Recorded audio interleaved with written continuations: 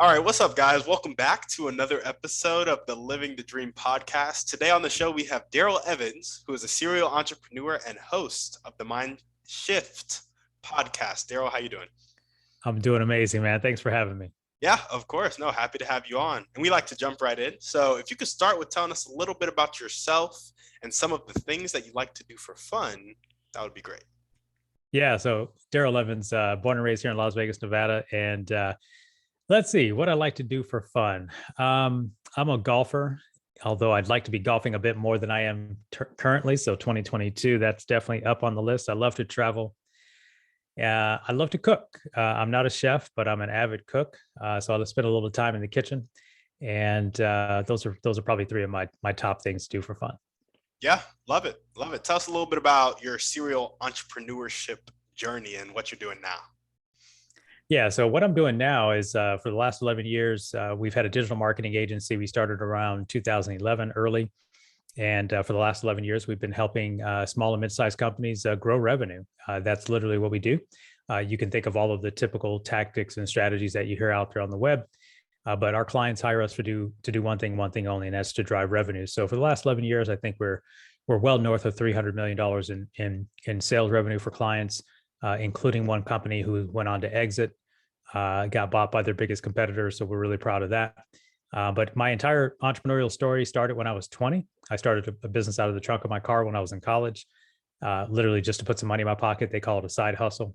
But that led to an early stint in sales while I was also holding down a professional management job, and went on to finish college, and then went into the mortgage industry and started a few other businesses. Ended up owning a mortgage company and some other things. But yeah, so 31 years as an entrepreneur, super excited, still fired up every single day.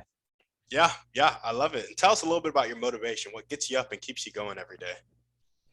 Today, my motivation today is it's a legacy. It's a work called legacy that a lot of I didn't plan on that becoming my motivation today. But I'm 51. I've got multiple grandchildren with one on the way, and we live at a time right now where, at least in my lifetime, there's never been a better time in history to leave a footprint of your existence on this planet.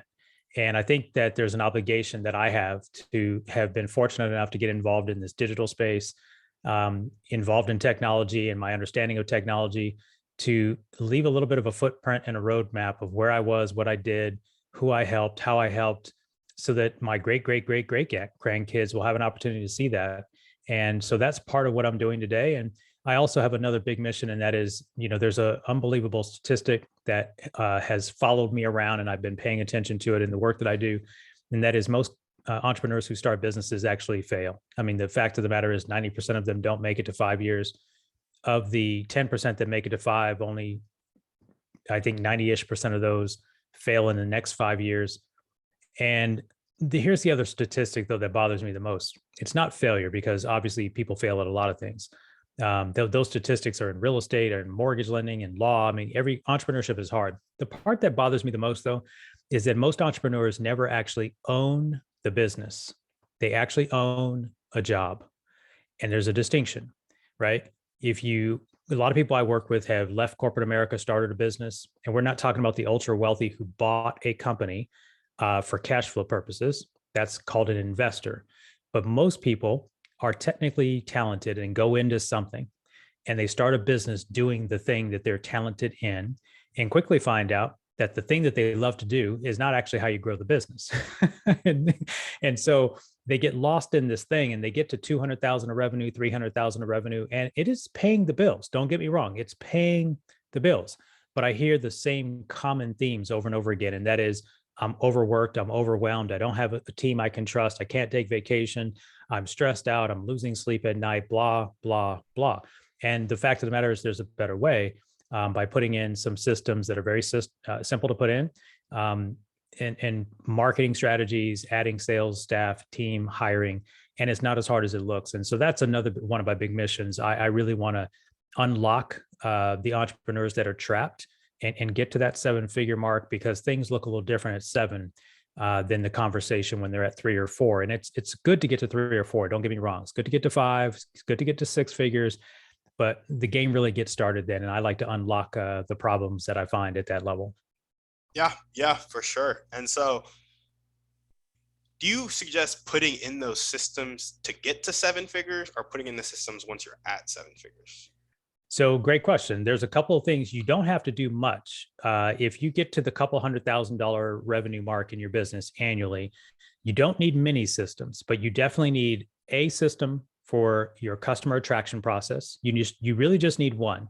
You don't need to be on every digital marketing channel on the planet to pull off 200 to 500, 500 to a million. You really don't need, and that's where I spend a lot of my time pulling people away from all of this overwhelm, because you just really need one channel to get to $1 million. That's number one. So what is that system going to be? You really only need to serve one type of customer to get to a million. There might be 10 different types of customers you could serve, but let me take a lawyer, for example. There could be a lawyer that has multiple practices underneath their umbrella. They might be a business attorney. They might do criminal. They might do personal injury. I'm just kind of making this up as I go. The problem is we should not be trying to get all the business for all those channels. We should figure out the channel that could get us to a million. So we laser focus, because what the work you do for a business client in law is not the same as what you're going to do for a criminal law client. And it's not the same as what you're going to do for, a personal injury client. Sure, you're practicing law, right? But your mind and your strategy is too spread thin. So we want narrow, focused attention on the type of customer, the niche that they're in, the problems they need to solve, so that we can get narrowly focused. And once we do that, we can actually figure it out. The other piece is you've got to get automation in to your business at several levels, not many. There's 2 or 3 key pieces of automation that you need to put in your business so you get untrapped behind all of this stuff. And so there's that. And you don't need 5 people to pull that off, right? You don't need 5 people to get to $1 million. You do need a couple of people, though, because usually what I find is people that get to the 100, 200, 300,000, $400,000 range is they have a lot of technicians. I'm using some general terms. They're the expert. They have some technicians to do the work, but they don't have a marketer. They don't have someone running sales. They don't have someone handling the money, and they don't have someone driving demand. And so it's generally those kinds of things. So you can get technology in and leverage platforms like Google, Facebook, and some of these other tools. And it just takes a load of energy off of that run to seven figures. I'm not saying it's easy, but I am saying if you get narrowly focused, you can pull it off easier. Gotcha. Yeah. I love that. And I often hear the phrase, you got a niche to get rich. Oh, yeah. Yep. Yeah. And that is something that came up, in my stint as a realtor. So for sure, man. No doubt. I love it. Well, awesome. Tell us a little bit about your vision for your digital marketing agency right now, your podcast, and your life in general. Wow, 3 big questions. Digital marketing agency, podcast, and my life in general. Let's go to the agency. So the agency is 11 years old now. And, it's very interesting, the work that we're doing on the agency right now. We just finished about a 7-month project working with a consulting firm to help us build out SOPs, better SOPs structured, because we're not the same company we were, a few years ago, 3, 4, 5 years ago. We're not the same company we were 11 years ago. So now we're at the point where what can we put in place? I'm going to call it the how we do it here model, so that when we bring in new team and staff, and as our team gets bigger, there are duplicatable processes in play. We've done well, but it's got to be a little bit cleaner. So we brought in a team to help us do that. We just finished that project. So systematizing so we can grow. Go back to some advice that you and I just talked about. We are actually starting now to turn away certain industries that we've worked with in the last 6 to 10 years. And we are actually doing the same advice that I just gave you. We're getting narrowly focused into a couple of niches, and we're actually going to say bye-bye to a few of those other ones. It isn't because we couldn't serve those. It's just that we've really analyzed our systems and processes and realized we really do well in a couple of places. So we're doing that. But the idea for the agency is a couple of things. Number one, to continue to scale through what we're working in and the impact we're making. But then we also aren't doing 95% of the people that come to our agency to talk to us about advice or strategy. They're really not ready for an agency like ours, meaning they're not ready to invest in the size of a team that we bring to the table to help them scale. And so our next big plan is to really build out our education and coaching model so that we don't turn away the 95 out of 100 that are looking to do it themselves in their business or hire someone on staff. And so that's a big focus for us. Um, Podcast. The podcast for me, the MindShift podcast. First of all, people ask me all the time, why do you say mind shift versus mindset? And it really just has it has a lot of meaning in my own life. And I had some mistakes. I made some mistakes along my way. And I realized that my mindset is what got me into the problem in the first place. Because sometimes, we talk about it motivationally minded and inspirational wise, being having an inspirational mindset. But when you're making mistakes, and by the way, this was nothing tragic as far as like breaking the law and stuff like that. But when you make mistakes and you end up in a pit and you're wondering, how in the hell did I get here? Sorry if you wasn't supposed to use that word. You're all good. You have to figure out, okay, now that I'm here, what in the world has to change? And the word shift, I have to shift the way I thought that got me here. I always say today, it's easier to say today than it was 20 and 30 years ago. But we find ourselves in a mess sometimes in life, and we're always looking outward at the problem or the thing that we're sitting in, and we're looking at the causes or the reasons or the people involved that got us there. And my coach, one of my coaches and mentors, pretty much said it this way: that whenever your life was screwed up, you were there, which means take ownership for your role that led you to be in the vicinity of whatever it was. So it could have been that someone did something to you and hurt you, and now you're hurt. But you were in the vicinity. You made decisions to be in or around that situation, whether that was a person, whether it was a company that you stayed working at too long and then they took advantage of you, whether it was a relationship and someone cheated on you. Well, they showed you signs they were going to cheat on you. You just chose to ignore them, on and on and on. So that's a big reason why I call it the MindShift Podcast. And so really, I don't think I've got all the answers. And so I really enjoy sitting down with other thought leaders, other experts, and interviewing them and having them break down their journey from inspiration to realization. And when life knocked them down, how did they go from breakdown to breakthrough? So I've got my stories, but I want to hear about everybody else's stories. And the biggest thing I want to try to get people to understand is that no matter where you are, it might seem like you're stuck, but you're not, but you're really just one shift away from the breakthrough you're looking for. And I also want people to understand that you're not alone. You're not the only one going through this. Someone has gone through what you're going through. And sometimes we just need to see that someone else has gotten through it and it could help us up. So it's an inspirational podcast for entrepreneurs. The last question is about my life. Vision for my life. Was that it? Vision? Yep. Vision for your life. Have as much fun as I possibly can, feel as good as I possibly can, and make as big an impact as I possibly can. And those sound very vague, but I realize that the only thing I can control are those things. I can't control the impact that someone believes that I made in their life. I can't control whether someone's going to take my information or advice and execute on it. I used to struggle with that, to be honest with you. I used to do coaching. I used to do one-on-one stuff. And for about 6 or 8 years, I stopped doing one-on-one coaching because I just didn't understand why people wouldn't do the thing that they paid me to coach them to do.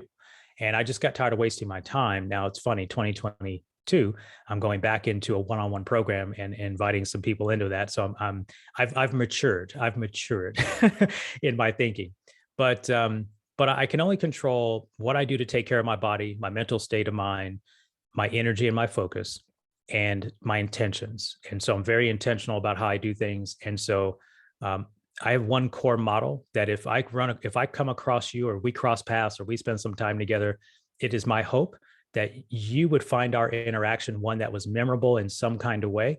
And it's not because I try to make something happen. I'm just trying to be a good human and make sure that our interaction was one that you would say, man, that guy was all right. Yeah, absolutely. I love that. Well, awesome, man. What caused you to really take that first step towards diving into the entrepreneurial deep end, or maybe the digital marketing agency, and just the entrepreneurial journey? Yeah, entrepreneurship for me, I tell the funny kind of story. I think everyone has sort of this internal calling if they pay attention to it. And I didn't pay attention to it out of the gate, but I can look back as to when it hit me. And it hit me when I used to get out of my house and go to the grocery store with my mom when she would go to the grocery store. And ironically, now I didn't want to be in the grocery store. I actually wanted to go to the magazine racks and look at magazines. And so it turned out that I was always looking at Entrepreneur, Fortune, Forbes, Inc. magazine, Business Opportunity magazine. That was where my interest was. It wasn't on recreational vehicles. It wasn't on comic books, although I'm a huge comic superhero fan. It was always on the business stuff. And I didn't really know that it was entrepreneurship, but I got to college and I was, I signed up for electrical engineering. and ended up working for Taco Bell and becoming a general manager when I was in college. So I'm exposed to this whole world of business, P&L, customer service, hiring, firing, staffing, ordering, inventory, all of that good stuff, customer service, mystery shopping. You learn a lot actually at Taco Bell. I'm really blessed. I started as a fry cook and ended up as a general manager a few years later. I learned a lot, but that pulling for business and entrepreneurship just seemed to be there. And I just decided, okay, change the electrical engineering major to finance. I actually thought I wanted to go work on Wall Street because I was really geeked out about money.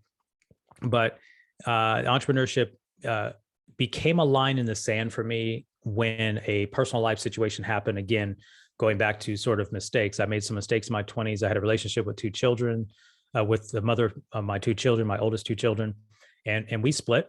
And she decided to move to another state in the country. And instantly I had to figure out how to be a father from a distance. And I was having these entrepreneurial tendencies. And then when I looked at the dynamics of being a good father to my two boys from across state lines, corporate America wasn't going to have that schedule for me to travel back and forth to pick them up. They're 8 and 2 at that time. How am I going to put them on a plane? I can't put them on a plane. I've got to go get them, right, for visitation. And so for me, that was the line in the sand. It was, this looks like my best path. I decided to finally believe in myself. And so it was part personal, but that nudging was there the whole time in my 20s, right? It was there at the magazine rack when I was 16 years old. I didn't honor it and step into it and own it until I was 29. Yeah, for sure. And so I guess kind of a follow-up question, what would you say to the person who's getting that nudge, but they're not listening to it right now? Oh, well, that was me, right? So I always, people ask me sometimes, what would I tell my 21-year-old self if I went back to 21? And I would just say, believe in yourself a little sooner. And everything that held me back was all in my head. I didn't have a whole bunch of entrepreneurial friends. Today, it's normal now to have entrepreneurial friends. It's normal now to have people that have side hustles and businesses and e-commerce stores with Shopify and all this stuff. But I didn't have, and I'm not making an excuse. What I'm going to say is I would have believed in myself a little sooner. And so for the listener who is on the edge, I would tell you, can you accept risk? Because the minute you start a business, you are always at risk. And I get all these, I've quote unquote started multiple businesses and obviously I had a couple of failures in there, but obviously things have been going well. The reality is you have to have a certain DNA, a certain definite natural ability to be able to handle uncertainty, right? Handle uncertainty. Most people, unfortunately, don't like uncertainty. They want the same, they'll complain about the 9-to-5 job. They'll complain about their boss, but they won't know what to do the minute that check don't show up every other Friday, right? You've got to be able to keep commitments to yourself. So for the person that's on the fence, I would ask you, do you keep commitments to yourself? And I read a great book way back in the day. And I want to say the title of it was called Make Your Bed. And I thought it was a perfect example of what you have to be committed to. You got to be committed to the small things. So I'm not suggesting that this is going to be your defining moment as an entrepreneur, but right now, do you keep commitments such as when you say you're going to go to work, are you on time?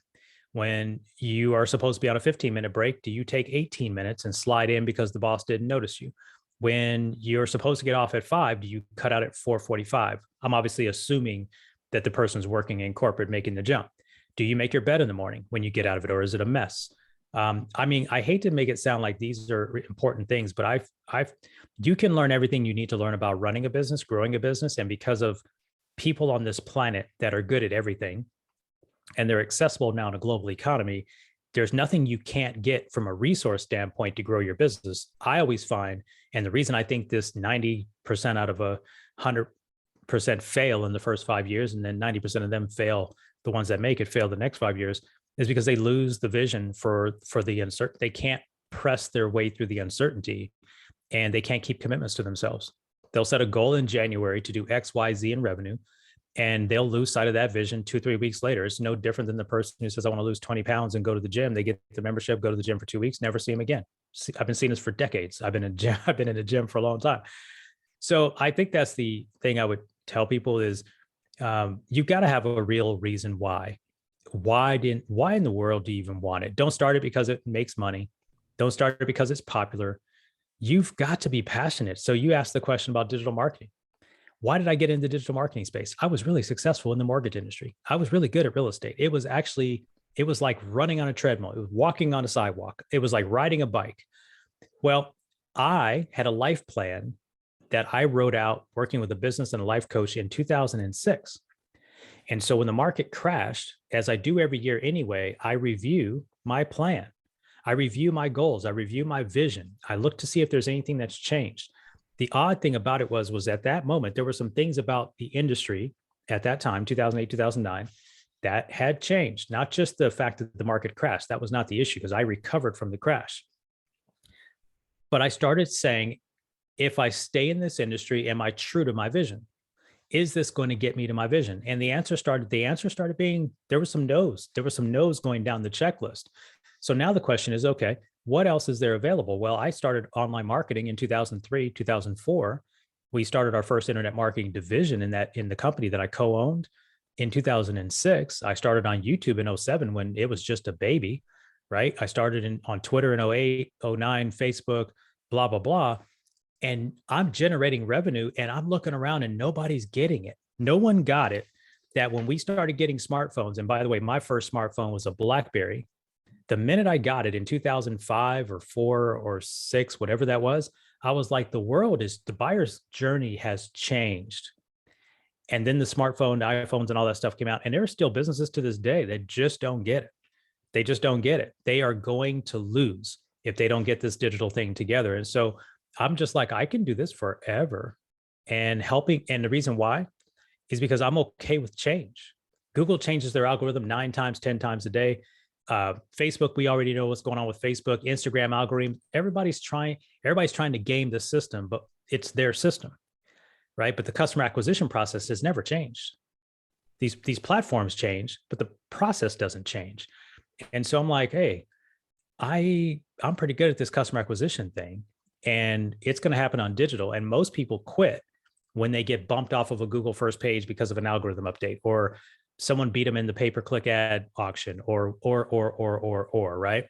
And I'm like, I just don't have problems with change. And so for all intents and purposes, I'm like, this is well suited for me. I was actually bored in the mortgage industry because it was so routine. I got bored. I was just I'm like, it's the same damn thing every time. And I'm like, and the money was good, don't get me wrong, but and certainly I could have restructured things, but that's what made me take the leap. And it's been fun. I love that.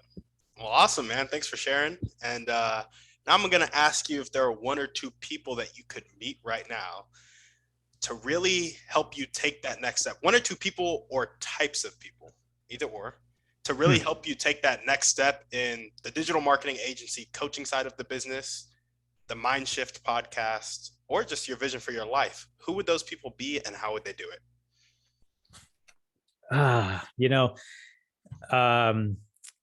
This is going to sound crazy, but I've watched enough of the videos to think that I know a bit about the mindset of this person. I've been a fan ever since he joined the league. Obviously, I'm not going to be able to meet him until I pass, but I would sit down with Kobe Bryant. And I am a huge sports fan. I'm an admirer of those people who don't just reach the top of their game, but I'm a huge admirer of people that commit to the hard stuff when nobody's looking. And he said something in a video that came out before he passed, but it just resonated with me. And I resonated with it, not to say that I'm a Kobe Bryant, but in my mind, I'm like a Kobe Bryant in what I do. And it just hit me the way he said it. And the reason I put in a lot of work, there's other people who put in a lot of work. I mean, I put in a lot of work that nobody can see. And when some people ask me, how is it that you can see things that other people can't see in certain situations? Sometimes I actually don't know. But then when I watched this video, I heard Kobe say that it was, he would get up and go to the gym at 4:00 in the morning, get him a 2-hour workout in, get back home at 6, take a break, be at the Lakers. I can't remember the exact numbers of the hours, but up at 4 to the gym, back at home at 6, he already got a 2-hour workout in. The real practice was 7 to 9. with the team. He comes home 10 to 11, he rests. He goes back to the gym himself from 11 to 12, comes back, takes a break. He goes back to the gym with the team at 3 to 5, and he's got his second workout with the team. And then after that, he goes back to the gym at 7, 8 o'clock at night or whatever the case is. So he's worked out 5 times in a day when every other player, not just on his team, but in the league, worked out 2 times. And he did that for years upon years upon years. And he said, when I do that, I have exponential advantages. They can't even come close to catching me. And I just thought about that. And I'm like, that makes sense. It isn't what people can see is where they develop the skill. It's what they did when you couldn't see them to develop the skill that puts them so far ahead. And so I'd love to sit down with him if there was the opportunity. That opportunity obviously won't happen in this lifetime. What was the other part of that question? I apologize. Who was the person I would meet, and what was? Yeah, just how they would help you, or who they would be and how they would help. So Kobe's great. Yeah. That just, I'm guilty of pushing and pushing and pushing, but I think if you're ever going to do something great, you got to push. I have had a cruise control sort of, I've had moments where I've been on cruise control and I recognize it, and it actually makes me nervous sometimes when I'm on cruise control, and I really have no reason to be nervous. So I get anxious like that a little bit from time to time. But no, that Kobe would have been the guy. And I've heard the words, but it would have been really cool to have had a chance to sit down with him and just 17 years in the league, all the MVPs, the championships, the drama. And I don't want to hear it from what I heard on the media. I just admired what he did. Yeah, absolutely. I love it. What's the most important 1 or 2 things that everyday people can do to help you accomplish your dreams? That everyday people can do to help me accomplish my dreams? Mm-hmm. Be a bit more empathetic to the people that they meet and encounter in their lives. I just got done saying this a couple of days ago. People don't know, I used to walk in rooms in my early 20s and my mid 20s when I was in business and be the only person of color in the room. And there'd be a reason for me to be in the room. It was an award event or something of that nature. And I'd be assigned a table, right? Because that's what they do in these galas where you're wearing these suits and stuff, tuxedos. And you sit down at a table and nobody says anything to you because they don't look like you. And they're not ready at that point to see somebody that looks not like them to be at a table. And I really struggled with it, trying to go through years of that where you don't get any interaction, not a hello. You say hello, but they don't say anything back. And I was fortunate. I didn't get called, names in outwardly horrific ways. But I think the silence hurt even more, actually. So I had to struggle with that. So I think the word I would say is all of us could do a better job of being a bit more empathetic. And I just think that makes the world better. That just don't make me better. That makes the world better. The second thing is it would make me happy as all get out to just hear a lot less. I wish I woulda, I wish I coulda, I wish I hadda. Right? No, I just go for it. The worst thing that can happen is it doesn't work out. I mean, literally, I think the phrase that I've just grown accustomed to, and I don't know where I first heard it, but failure is success is never final, and failure is rarely fatal. And I don't know if it was credited to Winston Churchill or John Wooden. Of course, if you look at the internet, somebody will tell you who it's. I can never know who. How do you even know they said it, right? I mean, I don't know who said it, but I find these things and it resonates. Success isn't a one-time event, right? Success isn't a one-time event. You have to repeat the process that led to what you're calling a success. But then failure is rarely fatal. If you jump out of an airplane without a parachute, 35,000 feet, I guarantee that's failure. That's going to be fatal one time only. You don't get to try that again. But in life, I think we don't do what we say we want to do. We don't follow our dreams because we're afraid of other people's opinion about our attempt and failure. So I've got a secret to share with your audience. Don't tell them what you're going to do, right? Sometimes you just need to tell them what you did when it worked. And if it didn't work, they didn't know anything about it. It was between you and you. But so often in the human culture, in the human nature, we tell everybody our dreams. We tell everybody our ideas. We tell everybody what we want to do.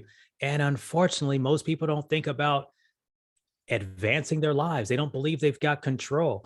And a lot of that has to do somewhat with, I don't want to get into this, but has to do with our school systems and the way we're taught. We're taught to kind of be robots, go out, get a good job, learn this, get a good grade. And by the way, if you get a bad grade in school, you're a failure. No, you're not. You just may not know how to take tests that well.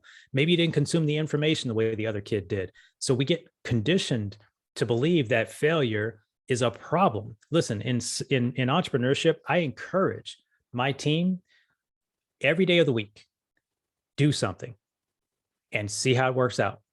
I want you to be creative. I want you to take action. I want you to look at the problem. I want you to use your ingenuity and your thoughts and creativity and the skill that God gave you to try to solve that problem. If it doesn't work, let us know what you did so we can iterate, we can change it. The worst thing happened, generally speaking, is we'll lose a few dollars. And guess what? We can always make some more money. But I can't get more time because you are stifled in your ability to think and create and do.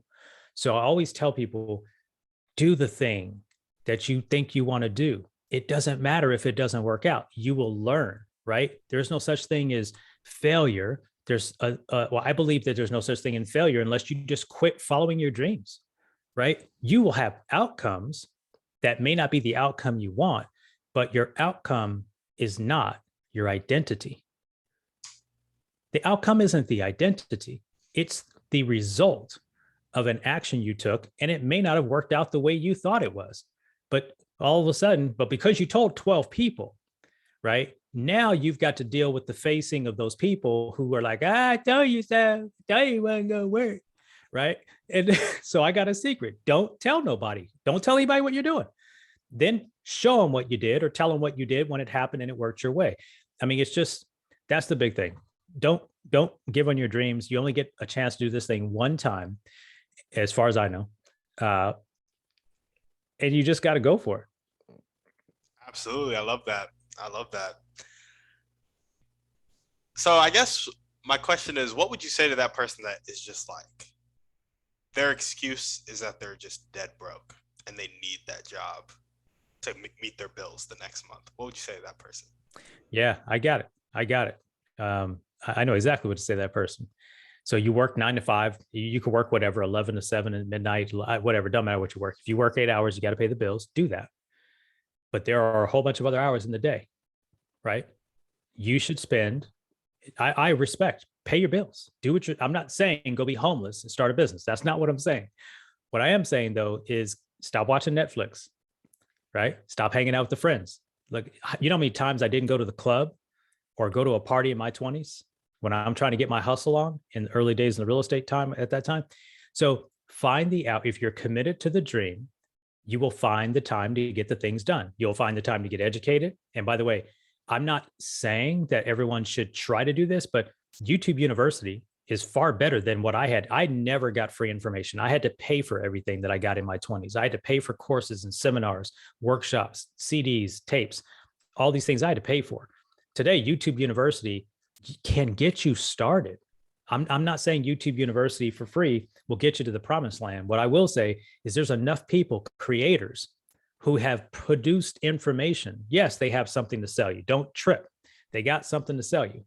Either they're trying to sell you on your attention so that they can get paid by YouTube, or they're trying to sell you a product or a course or a seminar to take you deeper from the information that wet your whistle. All of it's business. It's just the way it works.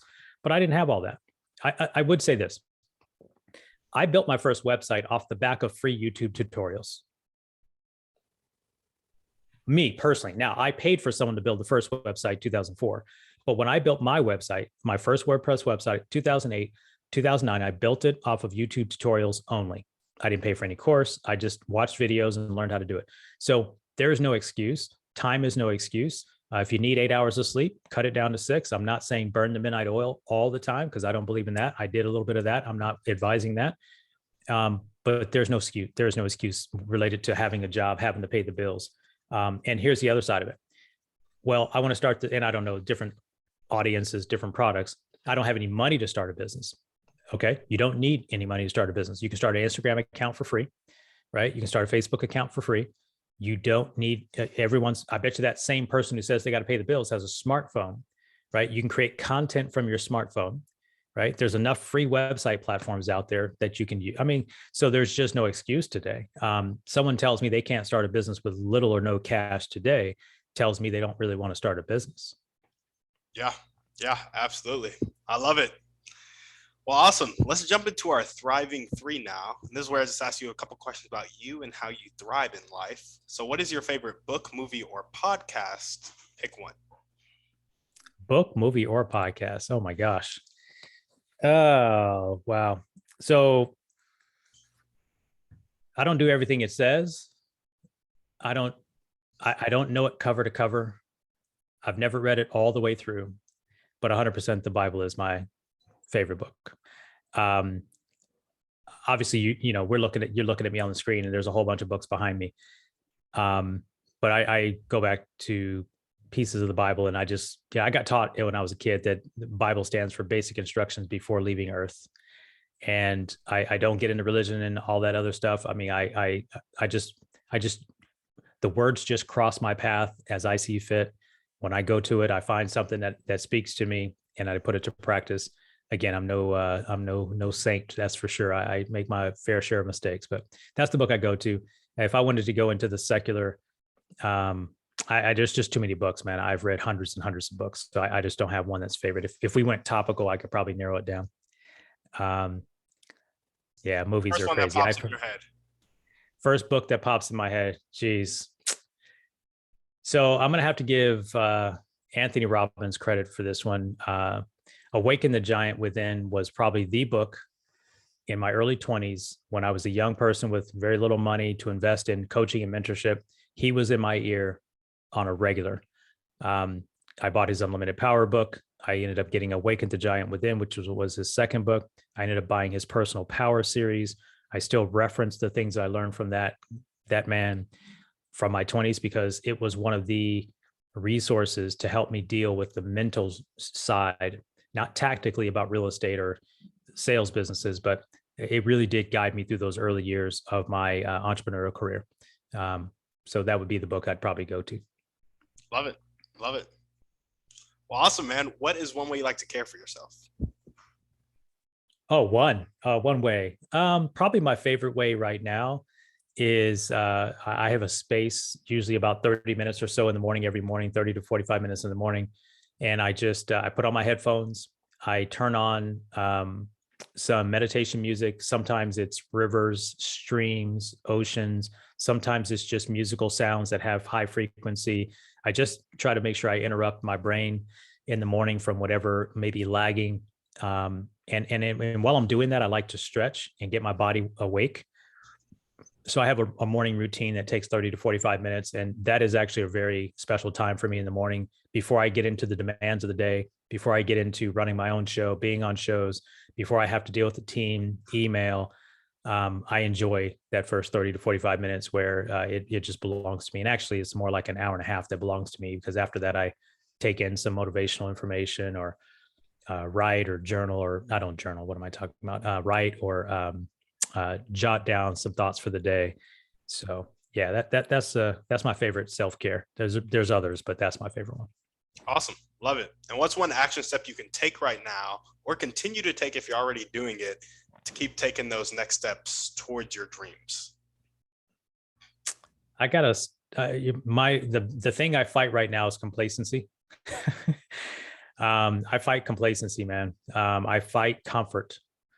One of my mentors is Brendan Burchard, and I fight comfort and complacency.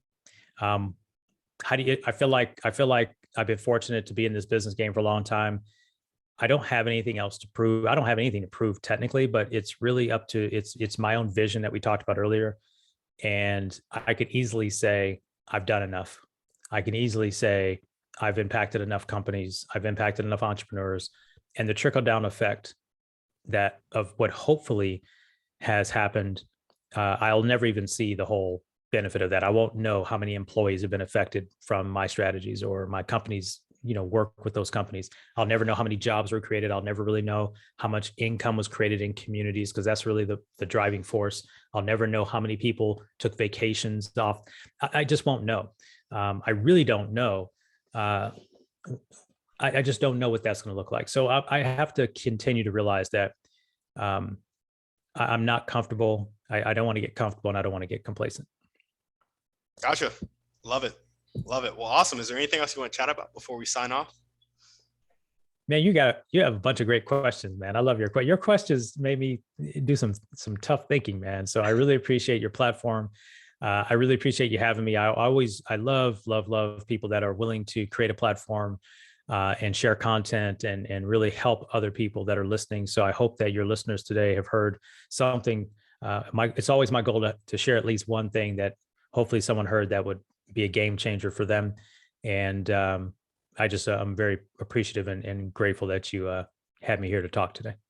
Yeah, for sure. No, we love to have you on. And if you guys are listening to this and you loved what Darrell had to say, and maybe you took a nugget from it, make sure to contact him and tell him you appreciate it and appreciate him coming on the show, and send this show to somebody needs to hear this message. Make sure to listen to the MindShift podcast, and just wherever you're listening, wherever you're listening to this show, you should be able to look up the MindShift podcast with Darrell Evans. And that'd be the easiest way to connect with me is if you enjoyed today's show, wherever you're listening to this show, just look up the MindShift podcast, and I'll see you there. Absolutely. Well, there we go. Darrell, thank you for coming on the show. Guys, thank you for watching. Go ahead and leave us a 5-star review on iTunes, and we're out. Thank you, Tim.